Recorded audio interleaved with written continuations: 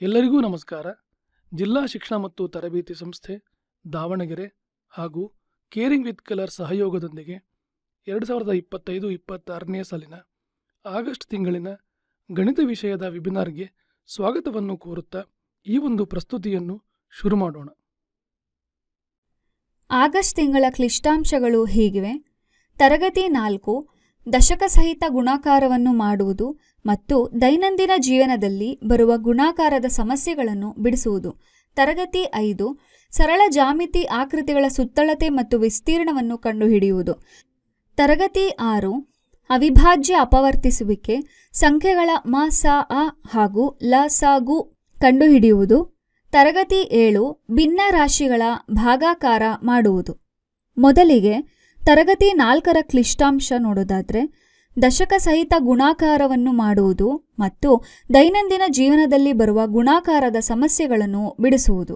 ಈ ಒಂದು ಕ್ಲಿಷ್ಟಾಂಶ ನೋಡೋಕ್ಕೂ ಮುನ್ನ ಗುಣಾಕಾರ ಅಂದರೆ ಏನು, ಅದರಲ್ಲಿ ಬರುವ ಪದಗಳ ಬಗ್ಗೆ ತಿಳಿಯೋಣ. ಗುಣಾಕಾರ ಎಂದರೆ ಒಂದೇ ಸಂಖ್ಯೆಯ ಪುನರಾವರ್ತಿತ ಸಂಕಲನ. ಇಲ್ಲಿ ಒಂದು ಹೂವನ್ನು ತೋರಿಸಿದ್ದಾರೆ. ಇಲ್ಲಿ ಕೊಟ್ಟಿರುವ ಹೂವಿನಲ್ಲಿ ಎಷ್ಟು ದಳಗಳಿವೆ?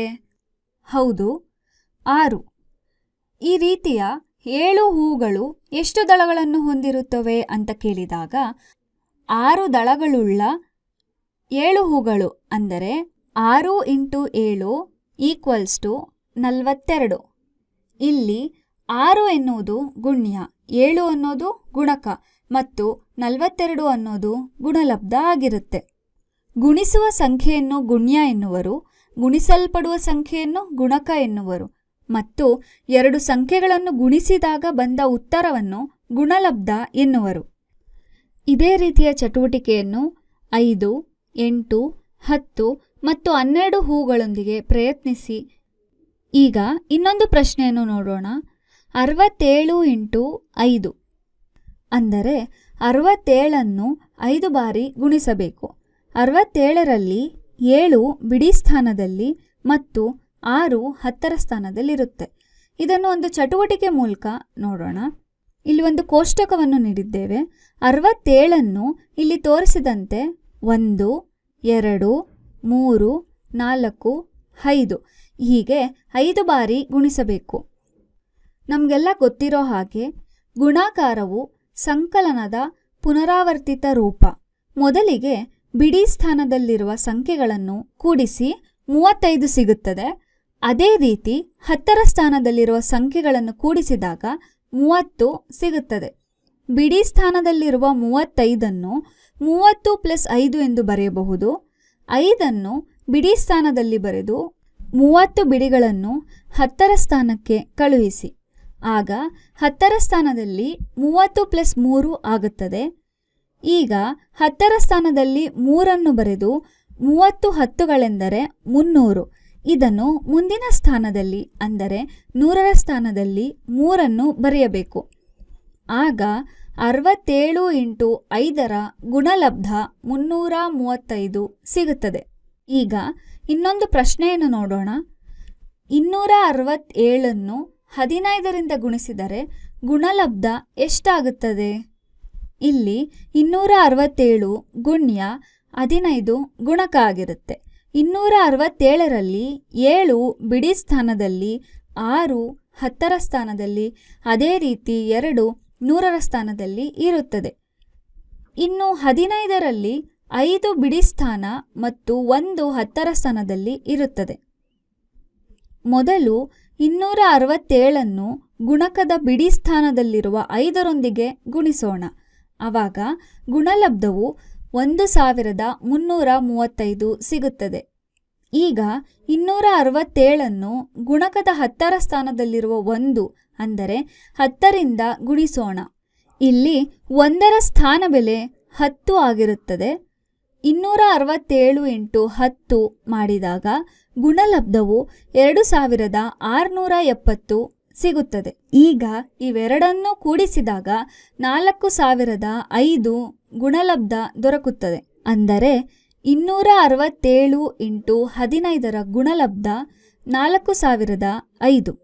ಈಗ ಮಕ್ಕಳಿಗೆ ನಿತ್ಯ ಜೀವನದ ಸಮಸ್ಯೆಗಳನ್ನು ಯಾವ ರೀತಿ ರಚನೆ ಮಾಡಬೇಕು, ಯಾವ ರೀತಿ ಬಿಡಿಸಬೇಕು ಅಂತ ಒಂದು ಉದಾಹರಣೆ ಮೂಲಕ ತಿಳಿಯೋಣ. ಅಭಿ ತರಕಾರಿ ಖರೀದಿಸಲು ಮಾರುಕಟ್ಟೆಗೆ ಹೋದನು. ಅವನ ತಾಯಿ ಅವನಿಗೆ 3 ಕಿಲೋಗ್ರಾಂ ಈರುಳ್ಳಿ, 4 ಕಿಲೋಗ್ರಾಂ ಟೊಮೆಟೊ, ಅರ್ಧ ಕಿಲೋಗ್ರಾಂ ಕ್ಯಾರೆಟ್ ಮತ್ತು 5 ಕಿಲೋಗ್ರಾಂ ಬೀನ್ಸನ್ನು ಖರೀದಿಸಲು ಹೇಳಿದಳು. ತರಕಾರಿಗಳ ಬೆಲೆಗಳು ಹೀಗಿವೆ.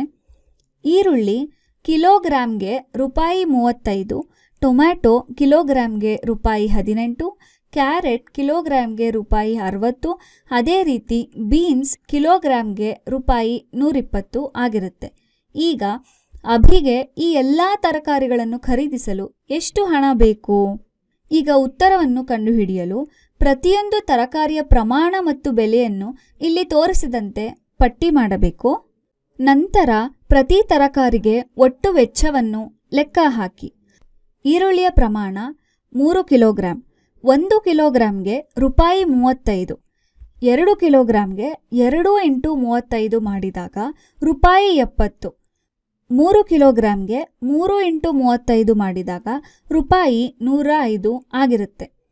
Tomato 4 kilogram. 1 ಕಿಲೋಗ್ರಾಂಗೆ ₹18 ಅಂದರೆ ₹72. ಕ್ಯಾರೆಟ್ ಅರ್ಧ ಕಿಲೋಗ್ರಾಂ ಆಗಿರೋದ್ರಿಂದ 1 ಕಿಲೋಗ್ರಾಂಗೆ ₹60 ಅಂದರೆ ₹30. Beans 5 kilogram. 1 ಕಿಲೋಗ್ರಾಂಗೆ ₹120 ಅಂದರೆ ₹600. ಈಗ ಎಲ್ಲ ವೆಚ್ಚಗಳನ್ನು ಒಟ್ಟಿಗೆ ಸೇರಿಸಿ ₹105 ಪ್ಲಸ್ ₹72 ಪ್ಲಸ್ ₹30 ಪ್ಲಸ್ ₹600 ಇದೆಲ್ಲದರ ಮೊತ್ತ ₹807 ಆಗಿರುತ್ತೆ. ಆದ್ದರಿಂದ ಅಭಿಗೆ ಎಲ್ಲ ತರಕಾರಿಗಳನ್ನು ಖರೀದಿಸಲು ₹807 ಬೇಕಾಗಿರುತ್ತದೆ. ಈಗ ಒಂದು ಸಮೀಕ್ಷಾ ಪ್ರಶ್ನೆಯನ್ನು ನೋಡೋಣ. ಒಂದು ಬಸ್ ದಿನಕ್ಕೆ 12 ಗಂಟೆ ಚಲಿಸುತ್ತದೆ. 1 ಗಂಟೆಯಲ್ಲಿ ಅದು 47 ಕಿಲೋಮೀಟರ್ ಚಲಿಸುತ್ತದೆ. 2 ವಾರದಲ್ಲಿ ಬಸ್ ಚಲಿಸಿದ ದೂರವನ್ನು ಕಂಡುಹಿಡಿಯಿರಿ. ಇಲ್ಲಿ 4 ಆಪ್ಷನ್ಸ್ ಅನ್ನು ನೀಡಿದ್ದಾರೆ. Option A 7896 kilometre, option B 7986 kilometre, option C 7698 kilometre, option D 7869 kilometre. ಉತ್ತರವನ್ನು ನೋಡೋಣ. Option A 7896 kilometre. ಈ ಉತ್ತರವನ್ನು ಕಂಡುಹಿಡಿಯಲು ನಿಮಗೆ ಒಂದು ವಾರದಲ್ಲಿ ಎಷ್ಟು ದಿನಗಳು ಅಂತ ಗೊತ್ತಿರಬೇಕು. ಒಂದು ವಾರದಲ್ಲಿ 7 ದಿನಗಳು ಅಂದರೆ 2 ವಾರದಲ್ಲಿ 14 ದಿನಗಳು ಆಗುತ್ತೆ. ಈಗ 14 × 12 × 47 ಗುಣಿಸುವುದರಿಂದ 7896 ಕಿಲೋಮೀಟರ್ ಗುಣಲಬ್ಧವಾಗಿ ಸಿಗುತ್ತದೆ. ಈಗ ತರಗತಿ 5ರ ಕ್ಲಿಷ್ಟಾಂಶವು ಹೀಗಿದೆ. ಸರಳ ಜಾಮಿತಿ ಆಕೃತಿಗಳ ಸುತ್ತಳತೆ ಮತ್ತು ವಿಸ್ತೀರ್ಣವನ್ನು ಕಂಡುಹಿಡಿಯುವುದು. ಮೊದಲಿಗೆ ಸುತ್ತಳತೆ. ಒಂದು ಸರಳ ರೇಖಾಕೃತಿಯ ಎಲ್ಲ ಬಾಹುಗಳ ಒಟ್ಟು ಉದ್ದವನ್ನು ಆ ಆಕೃತಿಯ ಸುತ್ತಳತೆ ಎಂದು ಕರೆಯುವರು. ಆಯತದಲ್ಲಿ ಅಭಿಮುಖ ಬಾಹುಗಳ ಅಳತೆ ಒಂದೇ ಆಗಿರುತ್ತದೆ. ಉದಾಹರಣೆಗೆ ಕೊಟ್ಟಿರುವ ಆಯತದ ಸುತ್ತಳತೆಯನ್ನು ಕಂಡುಹಿಡಿಯಬೇಕು. ಆಯತದ ಸುತ್ತಳತೆ ಉದ್ದ ಪ್ಲಸ್ ಅಗಲ ಪ್ಲಸ್ ಉದ್ದ ಪ್ಲಸ್ ಅಗಲ ಆಗಿರುತ್ತೆ. ಇಲ್ಲಿ AB ಮತ್ತು CD ಉದ್ದಗಳಾಗಿವೆ. ಅದೇ ರೀತಿ BC ಮತ್ತು DA ಅಗಲಗಳಾಗಿರುತ್ತವೆ. AB 14 centimetre, BC 8 centimetre, CD 14 centimetre, DA 8 centimetre. ಇದೆಲ್ಲವನ್ನು ಕೂಡಿಸಿದಾಗ ಬರುವ ಮೊತ್ತ 44 ಸೆಂಟಿಮೀಟರ್ ಆಗಿರುತ್ತದೆ. 2 ಉದ್ದ ಪ್ಲಸ್ 2 ಅಗಲ 2 × 14 ಸೆಂಟಿಮೀಟರ್ ಪ್ಲಸ್ 2 × 8 ಸೆಂಟಿಮೀಟರ್. ಇದು 28 ಸೆಂಟಿಮೀಟರ್ ಪ್ಲಸ್ 16 ಸೆಂಟಿಮೀಟರ್ 44 ಸೆಂಟಿಮೀಟರ್ ಆಗಿರುತ್ತದೆ. ಕೊಟ್ಟಿರುವ ಆಯತದ ಸುತ್ತಳತೆಯು 44 ಸೆಂಟಿಮೀಟರ್ ಆಗಿರುತ್ತದೆ. ಈಗ ಮತ್ತೊಂದು ಉದಾಹರಣೆಯನ್ನು ನೋಡೋಣ. ಇಲ್ಲಿ ಒಂದು ಚೌಕವನ್ನು ಕೊಟ್ಟಿದ್ದಾರೆ. ಒಂದು ಬಾಹುವಿನ ಅಳತೆ 3 ಮೀಟರ್. ಚೌಕದಲ್ಲಿ ಎಲ್ಲ ಬಾಹುಗಳ ಅಳತೆ ಒಂದೇ ಇರುವುದರಿಂದ ಮುಂದಿನ ಬಾಹುಗಳ ಅಳತೆಗಳು ಕೂಡ 3 ಮೀಟರ್ ಆಗಿರುತ್ತದೆ. ಇಲ್ಲಿ ಚೌಕದ ಸುತ್ತಳತೆ 4 × ಬಾಹುವಿನ ಅಳತೆ 3 ಮೀಟರ್ ಇರುವುದರಿಂದ 4 × 3 ಮೀಟರ್ ಆಗುತ್ತದೆ. ಅಂದರೆ ಇಲ್ಲಿ ಕೊಟ್ಟಿರುವ ಚೌಕದ ಸುತ್ತಳತೆಯು 12 ಮೀಟರ್ ಆಗಿರುತ್ತದೆ. ಈಗ ವಿಸ್ತೀರ್ಣವನ್ನು ನೋಡೋಣ.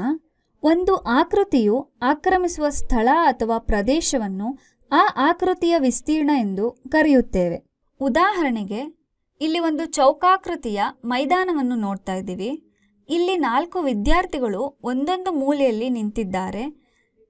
ಈ ಮೈದಾನದ ಒಂದು ಬಾಹುವಿನ ಅಳತೆ 3 ಮೀಟರ್ ಆಗಿರುತ್ತದೆ.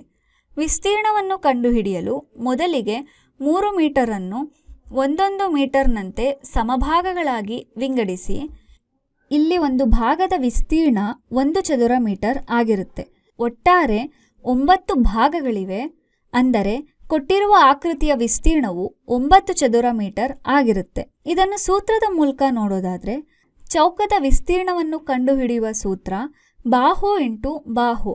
ಇಲ್ಲಿ ಬಾಹುವಿನ ಅಳತೆ 3 ಮೀಟರ್ ಆಗಿರುವುದರಿಂದ ವಿಸ್ತೀರ್ಣ 3 metre into 3 metre equal to 9 ಚದರ ಮೀಟರ್ ಆಗಿರುತ್ತದೆ.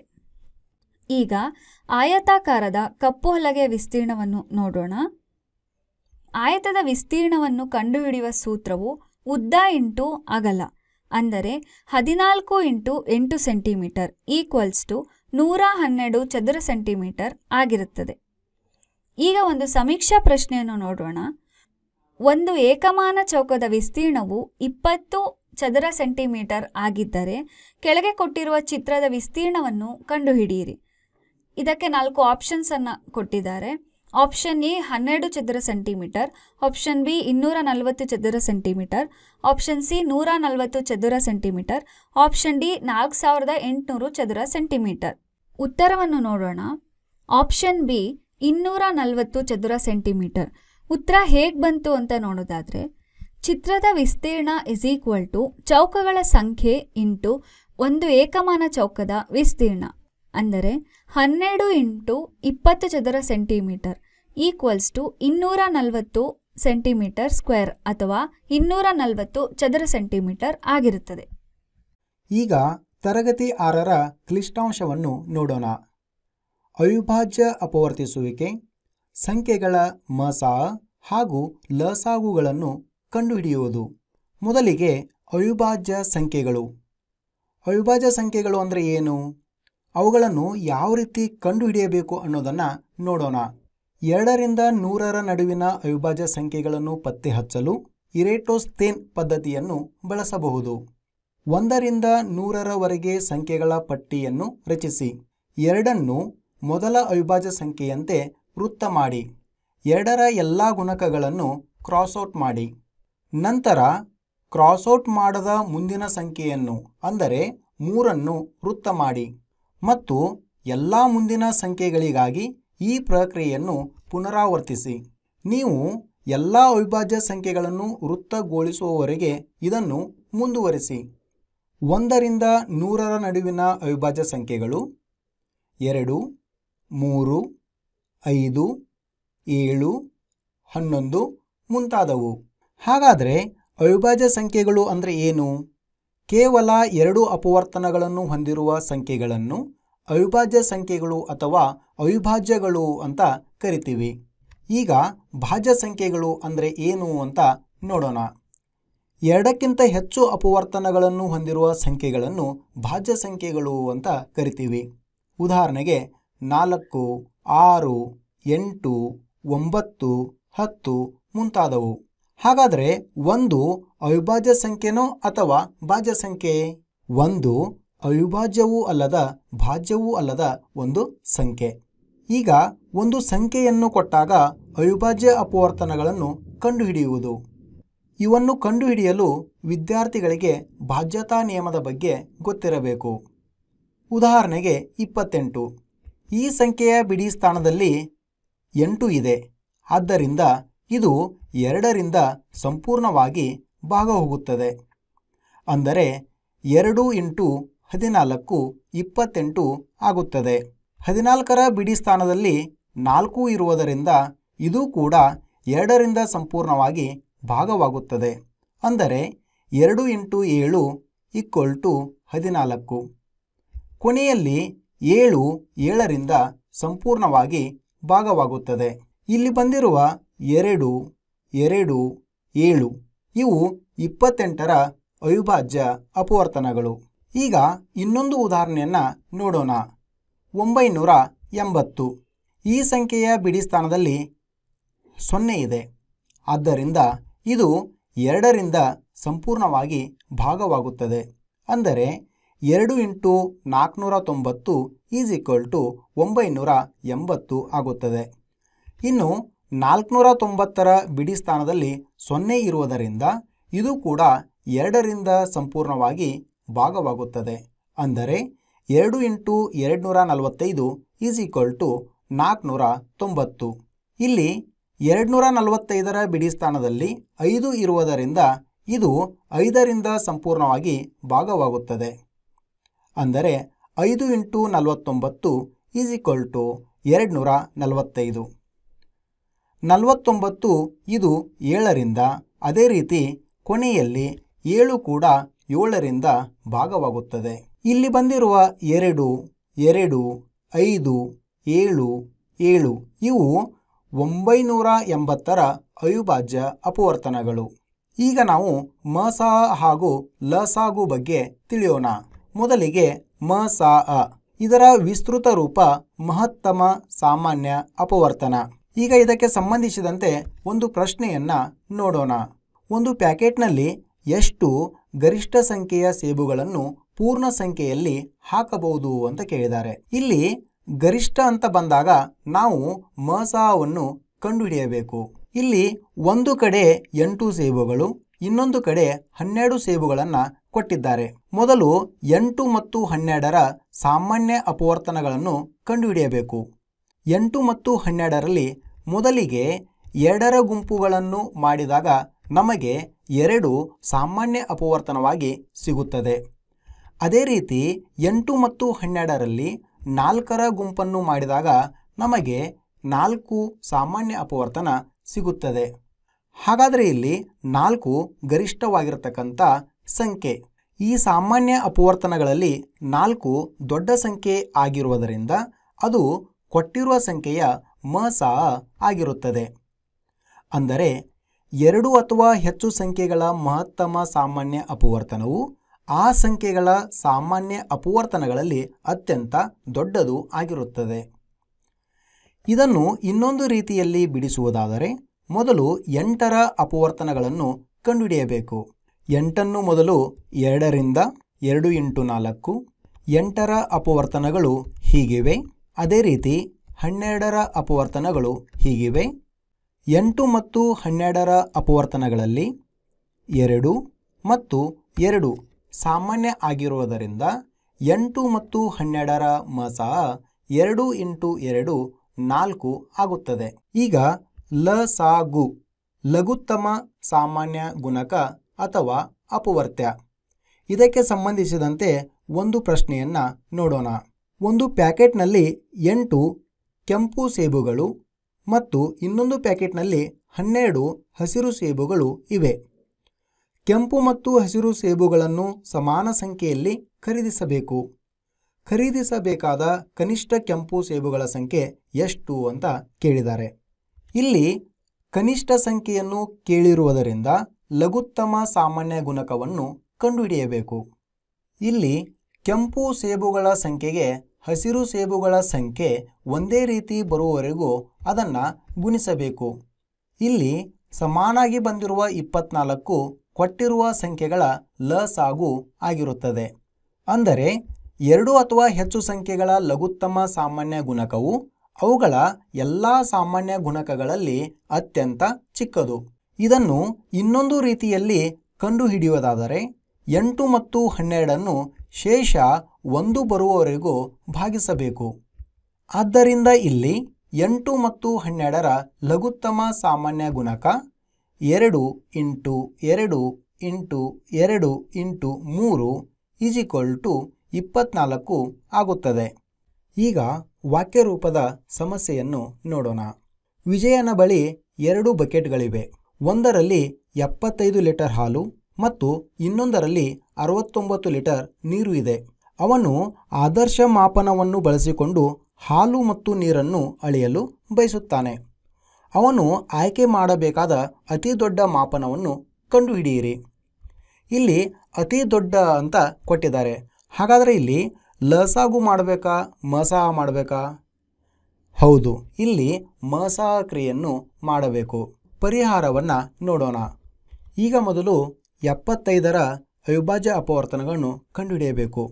ಮೊದಲು 75ಅನ್ನು 3ರಿಂದ ಭಾಗಿಸೋಣ. 3 × 25. ನಂತರದಲ್ಲಿ 25ಅನ್ನು 5ರಿಂದ ಭಾಗಿಸಿದಾಗ 5 × 5 25 ಬರುತ್ತದೆ. ಕೊನೆಯಲ್ಲಿ ಉಳಿದಿರತಕ್ಕಂಥ 5ರಿಂದ ಸಂಪೂರ್ಣವಾಗಿ ಭಾಗವಾಗುತ್ತದೆ. ಅಂದರೆ 75ರ ಅವಿಭಾಜ್ಯ ಅಪವರ್ತನಗಳು 3 × 3 × 3. ಅದೇ ರೀತಿ ಈಗ 69ರ ಅವಿಭಾಜ್ಯ ಅಪವರ್ತನಗಳನ್ನು ಕಂಡುಹಿಡಿಯೋಣ. 69 3ರಿಂದ ಮೊದಲು ಭಾಗವಾಗುತ್ತದೆ. 3 × 23 69 ಆಗುತ್ತದೆ. ಇಲ್ಲಿ ಬಂದಿರತಕ್ಕಂಥ 23 ಅವಿಭಾಜ್ಯ ಸಂಖ್ಯೆ ಆಗಿರುವುದರಿಂದ ಅದು 23ರಿಂದ ಭಾಗವಾಗುತ್ತದೆ. ಅಂದರೆ 69ರ ಅವಿಭಾಜ್ಯ ಅಪವರ್ತನಗಳು 3 × 23. ಅಂದರೆ ಇಲ್ಲಿ 75 ಮತ್ತು 69ರಲ್ಲಿ ಸಾಮಾನ್ಯ ಅಪವರ್ತನವು 3 ಆಗಿರುವುದರಿಂದ 75 ಮತ್ತು 69ರ ಮಸಾ 3 ಆಗಿರುತ್ತದೆ. ಆದ್ದರಿಂದ ವಿಜಯ್ ಆಯ್ಕೆ ಮಾಡಬೇಕಾದ ಅತಿ ದೊಡ್ಡ ಮಾಪನ 3 ಲೀಟರ್ದಾಗಿರುತ್ತದೆ. ಈಗ ಇನ್ನೊಂದು ಪ್ರಶ್ನೆಯನ್ನು ನೋಡೋಣ. ಒಂದು ಪೆನ್ಸಿಲ್ ಪ್ಯಾಕೆಟ್ನಲ್ಲಿ 10 ಪೆನ್ಸಿಲ್ ಮತ್ತು ಒಂದು ರಬ್ಬರ್ ಪ್ಯಾಕೆಟ್ನಲ್ಲಿ 12 ರಬ್ಬರ್ಗಳು ಬರುತ್ತವೆ. ಪ್ರತಿ ಪೆನ್ಸಿಲ್ಗೆ 1 ರಬ್ಬರ್ ಹೊಂದುವ ಹಾಗೆ ರಾಜು ಕಡಿಮೆ ಸಂಖ್ಯೆಯ ಪೆನ್ಸಿಲ್ ಮತ್ತು ರಬ್ಬರ್ ಪ್ಯಾಕೆಟನ್ನು ಕೊಳ್ಳಲು ಬಯಸುತ್ತಾನೆ. ಹಾಗಾದರೆ ರಾಜು ಎಷ್ಟು ಪೆನ್ಸಿಲ್ ಮತ್ತು ರಬ್ಬರ್ ಪ್ಯಾಕೆಟ್ಗಳನ್ನು ಖರೀದಿಸಬೇಕು ಅಂತ ಕೇಳಿದ್ದಾರೆ. ಇಲ್ಲಿ ಕಡಿಮೆ ಅಂತ ಕೇಳಿರೋದರಿಂದ ನಾವು ಲಸಾ ಕ್ರಿಯೆಯನ್ನು ಅಥವಾ ಲಸಾಗು ಕ್ರಿಯೆಯನ್ನು ಮಾಡಬೇಕು. ಹಾಗಾದರೆ ಪರಿಹಾರವನ್ನು ನೋಡೋಣ. ಪ್ಯಾಕೆಟ್ನಲ್ಲಿರುವ ಪೆನ್ಸಿಲ್ಗಳ ಸಂಖ್ಯೆ 10, ಪ್ಯಾಕೆಟ್ನಲ್ಲಿರುವ ರಬ್ಬರ್ಗಳ ಸಂಖ್ಯೆ 12. ಮೊದಲು 10 ಮತ್ತು 12ರ ಲಸಾವನ್ನು ಕಂಡುಹಿಡಿಯೋಣ. ಇಲ್ಲಿ ಶೇಷ 1 ಬರುವವರೆಗೂ 10 ಮತ್ತು 12ಅನ್ನು ಭಾಗಿಸಬೇಕು. ಇಲ್ಲಿ 10 ಮತ್ತು 12ರ ಲಸಾಗು 2 × 2 × 3 × 5 = 60. ರಾಜು 60 ಪೆನ್ಸಿಲ್ ಮತ್ತು ರಬ್ಬರನ್ನು ಖರೀದಿಸಬೇಕು. ರಾಜು ಖರೀದಿಸಬೇಕಾದ ಪೆನ್ಸಿಲ್ಗಳ ಪ್ಯಾಕೆಟ್ಗಳ ಸಂಖ್ಯೆ 60 / 10 = 6. ಅದೇ ರೀತಿ ರಾಜು ಖರೀದಿಸಬೇಕಾದ ರಬ್ಬರ್ನ ಪ್ಯಾಕೆಟ್ಗಳ ಸಂಖ್ಯೆ 60 / 12 ಅಂದರೆ 5 ಪ್ಯಾಕೆಟ್ಗಳು. ಈಗ ತರಗತಿ 7ರ ಕ್ಲಿಷ್ಟಾಂಶವನ್ನು ನೋಡೋಣ. ಭಿನ್ನರಾಶಿಗಳ ಭಾಗಾಕಾರ ಮಾಡುವುದು. ವಿದ್ಯಾರ್ಥಿಗಳಿಗೆ ಈಗಾಗಲೇ ಭಿನ್ನರಾಶಿಗಳ ಸಂಕಲನ, ಭಿನ್ನರಾಶಿಗಳ ವ್ಯವಕಲನ ಮತ್ತು ಭಿನ್ನರಾಶಿಗಳ ಗುಣಾಕಾರದ ಬಗ್ಗೆ ಪೂರ್ವಜ್ಞಾನ ಇದೆ. ವಿದ್ಯಾರ್ಥಿಗಳು ಭಿನ್ನರಾಶಿಗಳ ಸಂಕಲನ ಮತ್ತು ಭಿನ್ನರಾಶಿಗಳ ವ್ಯವಕಲನ ಮಾಡುವಾಗ ಲಸಾ ಕ್ರಿಯೆಯನ್ನು ಮಾಡುತ್ತಾರೆ.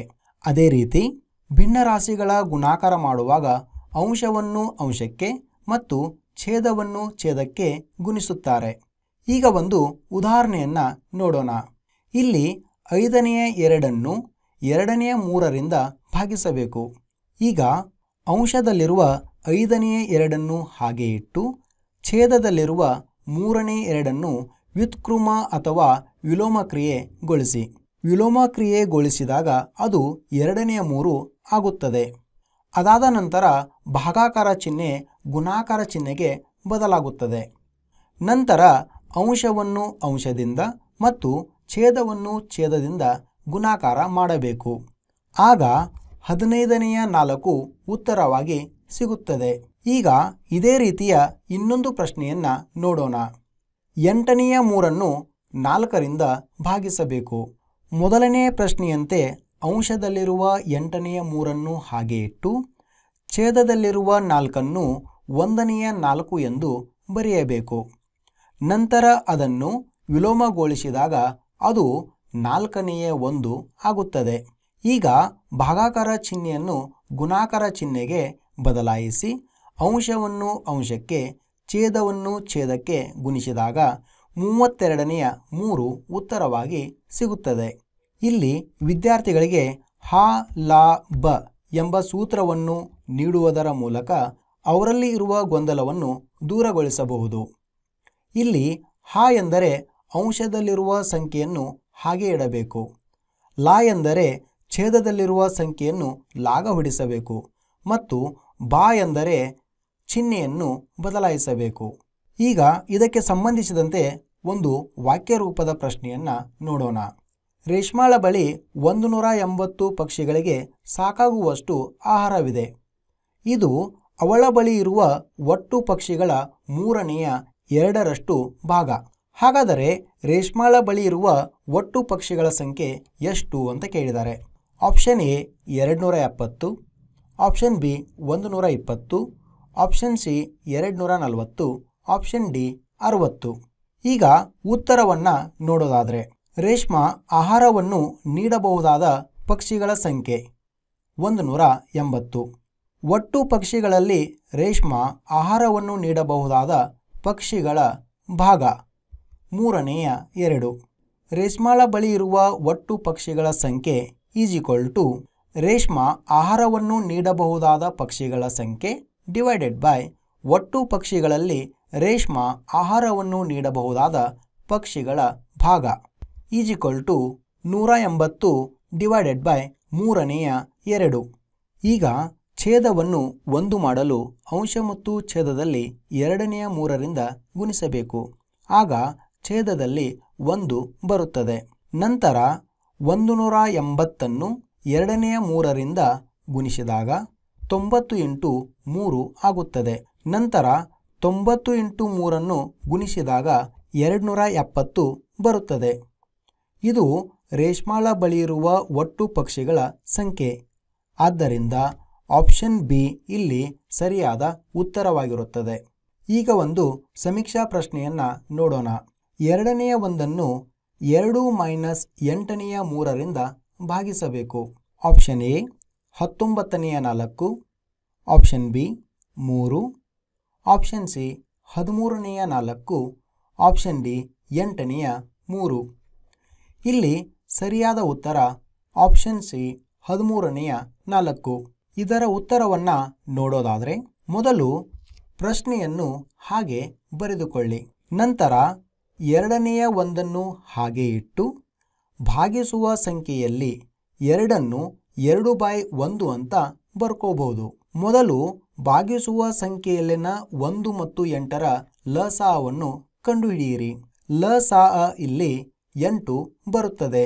ಈಗ ಲಸಾಅವನ್ನು ಅಂಶ ಮತ್ತು ಛೇದಕ್ಕೆ ಗುಣಿಸಿದಾಗ 8ನೇ 16 ಮೈನಸ್ 8ನೇ 3 ಬರುತ್ತದೆ.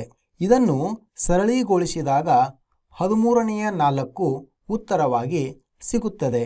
ಇಲ್ಲಿಯವರೆಗೂ 4ರಿಂದ 7ನೇ ತರಗತಿಯ ಕ್ಲಿಷ್ಟಾಂಶಗಳನ್ನು ನೋಡಿದ್ದೇವೆ. ಮುಂದೆ FLN ಬಗ್ಗೆ ನೋಡೋಣ. ಬುನಾದಿ ಸಾಕ್ಷರತೆ ಮತ್ತು ಸಂಖ್ಯಾಜ್ಞಾನ. ಆಗಸ್ಟ್ ತಿಂಗಳಿನ 2 ಥೀಮ್ಗಳು ಈ ರೀತಿ ಇವೆ. ಈ 2 ತಿಂಗಳುಗಳಲ್ಲಿರುವ ಕಲಿಕಾ ಫಲಗಳಿಗೆ ಸಂಬಂಧಿಸಿದಂತೆ 8ರಿಂದ 10 ಹೆಡ್ಡಿಂಗ್ಗಳನ್ನಾಗಿ ಈ ರೀತಿ ಮಾಡಿ ಮಕ್ಕಳಿಗೆ ಅಭ್ಯಾಸ ಹಾಳೆಗಳನ್ನು ಕೊಡಬಹುದು. ಇಲ್ಲಿ ಥೀಮ್ 1 ಸಂಕಲನದ ಪ್ರಕಾರ ಸಂಖ್ಯಾಬಂಧಗಳು. ಮೊತ್ತ 8 ಆಗಿರುವ ಲೆಕ್ಕಗಳು, ಸಂಖ್ಯೆಗಳೊಂದಿಗೆ ಸಂಕಲನ ಅಡ್ಡಸಾಲು, ಸಂಖ್ಯೆಗಳೊಂದಿಗೆ ಸಂಕಲನ ಕಂಬಸಾಲು, ಬಿಟ್ಟು ಹೋದ ಸಂಕಲಕಗಳು ಅಥವಾ ಸಂಕಲ್ಯ, ಪದರೂಪದ ಸಮಸ್ಯೆಗಳು, ಈ ರೀತಿ ಹೆಡ್ಡಿಂಗ್ಗಳನ್ನು ನೋಡುವುದು ಮತ್ತು ಅದಕ್ಕೆ ಅನುಗುಣವಾಗಿ ಕೆಲವು ಪ್ರಶ್ನೆಗಳನ್ನು ಸಹ ನೋಡುತ್ತೇವೆ. ಅದೇ ರೀತಿ ಕಥೆ, ಪದ್ಯ, ಪಜಲ್ ಅಥವಾ ಚಟುವಟಿಕೆಗಳನ್ನು ನೀಡಿ ಅದಕ್ಕೆ ಅನುಗುಣವಾಗಿ ಕೆಲವು ಪ್ರಶ್ನೆಗಳನ್ನು ಕೇಳಬಹುದು. ಈ ರೀತಿ 3 ಹಂತಗಳಾಗಿ ನೋಡಬಹುದು. ಹಂತ 1 ಈಸಿ, ಹಂತ 2 ಮೀಡಿಯಂ ಮತ್ತು ಹಂತ 3 ಹಾರ್ಡ್ ಆಗಿರುತ್ತದೆ. ಅದೇ ರೀತಿ ವ್ಯವಕಲನದಲ್ಲಿಯೂ ಸಹ 3 ಹಂತಗಳನ್ನು ಈ ರೀತಿ ನೋಡ್ತೇವೆ. ಟೀಚೋಪಿಯಾದಲ್ಲಿ ಹಲವಾರು ಸಂಪನ್ಮೂಲಗಳು ಲಭ್ಯವಿರುತ್ತವೆ. ಅದಕ್ಕೆ ಅನುಗುಣವಾಗಿ ಯೋಜನೆ ಆಧಾರಿತ ಕಲಿಕೆ, ಅಭ್ಯಾಸ ಹಾಳೆ. ಈ ಅಭ್ಯಾಸ ಹಾಳೆಗಳಲ್ಲಿ 40ರಿಂದ 50 ಪ್ರಶ್ನೆಗಳಿರುತ್ತವೆ ಮತ್ತು ಅದಕ್ಕೆ ಉತ್ತರವೂ ಸಹ ಇರುತ್ತದೆ. ಪಾಠ ಯೋಜನೆ, ಎಕ್ಸ್ಪ್ಲೇನರ್ ವಿಡಿಯೋಸ್ ಹಾಗೂ ಪರಿಕಲ್ಪನಾ ನಕ್ಷೆ, ಈ ಎಲ್ಲ ಸಂಪನ್ಮೂಲಗಳು ನಮ್ಮ ಟೀಚೋಪಿಯಾ ಆ್ಯಪ್ನಲ್ಲಿ ಲಭ್ಯವಿರುವುದರಿಂದ ಇದನ್ನು ಬಳಕೆ ಮಾಡಿಕೊಳ್ಳಿ. ಧನ್ಯವಾದಗಳು.